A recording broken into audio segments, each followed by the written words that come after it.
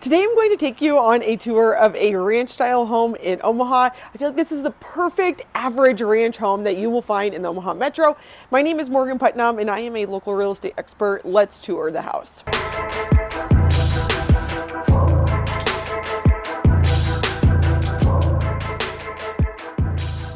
The average sold price for a home in Omaha last month was $330,000. And so that included all home styles. So that was 2 stories, 3 stories, raised ranches, split levels, multi-levels. And the average sold price for a ranch or a 1-story home, which is what we're in right now, is usually 2 to 3% on average higher than all home styles. So that just shows that ranches typically are desirable by a large group of people. That shows that ranch style homes will hold their value better when compared to all styles of homes, as well as appreciate a little bit faster. This ranch is listed right around $350,000, which is about the average sold price for a ranch in Omaha. Again, that shows that's just a little bit higher when compared to all styles of homes. I've helped a lot of people buy ranch style homes anywhere from about $200,000, which is about the lowest that you'll be able to find in Omaha, and more like $225,000. And those are going to be built a while ago and be quite a bit smaller. Ranches started being built around the 1950s, and so you'll be able to find some in the Omaha Metro that are around that $200,000 to $225,000 price point, all the way up to $1 million plus. And so this feels like a very stereotypical home for right around $350,000 of what you can expect when you are looking for a ranch. This is just the average ranch in Omaha. It was built in 1989 and it has 3 bedrooms on the main floor, and laundry is also on the main floor. So a lot of times folks who are looking for ranches, they want to be able to live their entire lives on 1 story so they can avoid stairs. If you're looking for one, it's always important to make sure that you check where the laundry is, because those early ranches that were being built in the 1950s typically had the laundry in the basement. And so hopefully a lot of people have updated the homes to make sure that the laundry is now on the main floor, because that is a very desirable big selling point. Since this house was built in 1989, it also has a primary bathroom that is private just for the master bedroom, and that is something that was also starting around like about the 1980s. So some ranch style homes will have a primary bathroom when they were starting to be built in the 1950s and 60s, but that is not necessarily something you should expect from a ranch style home. Again, the newer ones, obviously all of them have private primary baths, especially if you're looking at new construction, but around the 1980s is when we started seeing that as a more typical feature in a home. Let's take a tour, and so then you're aware of what your expectations should be when you're looking at about the average price point for a ranch in Omaha. Here is the entryway, and it opens up to the living space. So some of these homes will have been updated, but typically if they're updated in the sense of like they've become an open floor plan, maybe the kitchen has been updated, they're probably going to be selling for closer to around $400,000. But sometimes you can still find one that's updated for $350,000, but it's not necessarily as common. And so then you'll come in here to the kitchen. These are original kitchen cabinets. And as you can see, the appliances don't necessarily match. We have a stainless steel and then we have white appliances. And I would say that this is pretty typical for a house in this price range. Maybe somebody will have made the investment to update all the appliances when one of them broke, but that's not necessarily a guarantee at this price point. And then it has a little eat-in kitchen that's super cute, and we have hardwood floors here in the kitchen. Again, this is pretty typical for the 80s.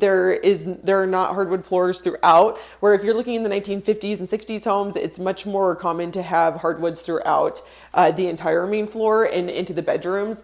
But for the 80s, this was more typical. And if you come on over here, this is the laundry room that is on the main floor, and it's also kind of doubles as the mud room. So this is the garage access, and this is a 2-car garage, which is also typical for a house in this price range at that, like in the 300s. Sometimes you can find a 3-car garage, but it's not necessarily expected at the average price point. And so this is just like a little mudroom space, laundry room. And this house has an awesome back deck. It's covered. A lot of it is covered, and it is composite. And I would say that this is not something to expect at this price point. This is a little bit of an upgrade, the fact that they put in the composite deck. So this is just a nice private yard. It slopes a little bit, but is not super sloped. But the slope does provide a little bit of a daylight basement, which we'll show you in a little bit. This house also has a private formal dining room. And this is typical of a house in the 80s. This was something that people really wanted then. And nowadays, I've seen folks who have sectioned these off and turned these into offices, as well as like little play spaces for kids. But this one is staged as a formal dining room. And then here's the living room. Something that's great about these older homes built in like the 50s, 60s, 70s, and 80s that they always included fireplaces, where some new construction nowadays does not include a fireplace. And so there's some, pros and cons to looking at new construction versus a home that is a little bit older. You get things like a fireplace, which is great. This house has a nice vaulted ceiling, so it makes the room feel bigger. The homeowner here, the seller, updated all of the windows like 25 years ago, and they come with a 50-year warranty, and it's transferable to the new owner, which is really nice because sometimes the windows in a house this age would be getting pretty old.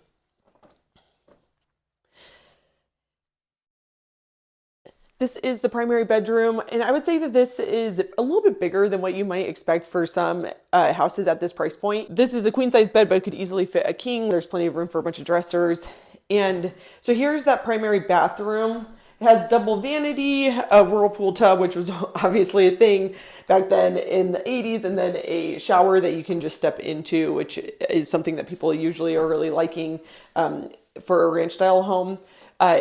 Homes that have like the tub shower in the primary bathroom are usually viewed as less desirable, especially for a ranch style home, since people are typically looking for something that they can easily get in and out of without having to do a big step.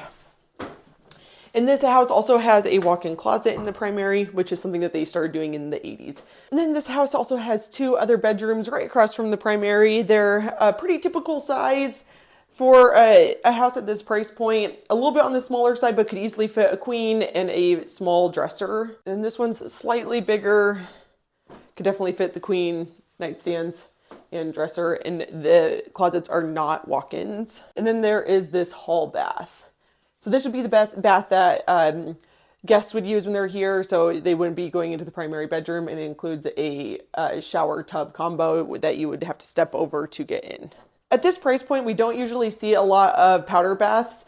In the newer construction, sometimes they will include a powder bath, but that's going to be at a higher price point. That's probably going to be starting around like high 400s. You'll get a powder bathroom in new construction, but below that, usually it's a hall bath that your guests are going to have to use. Down here, it's really just a large living space. This basement has a ton of square footage. There's a ton that you could do down here, but it's really just a blank slate for anything that you would want. It has the nice daylight window down here, which is great. Little powder bath, like half bath down here, just a toilet and a sink, and a little tiny wet bar that's kind of cute. Could be made adorable. And then this house has a lot of storage. So this is pretty typical for a $350,000 house. The sellers here also just updated the HVAC, and so something to think about with these older homes is the age of the roof, the age of the windows, the age of the HVAC, and then also if the siding has been updated. Thank you for going on this tour with me of the average price point for a ranch style home in the Omaha Metro. Let me know in the comments what you think of it. If you have any questions about ranches or any style of home in the Omaha Metro, I'd love to help you. My name is Morgan Putnam and my phone number is 402-720-9886.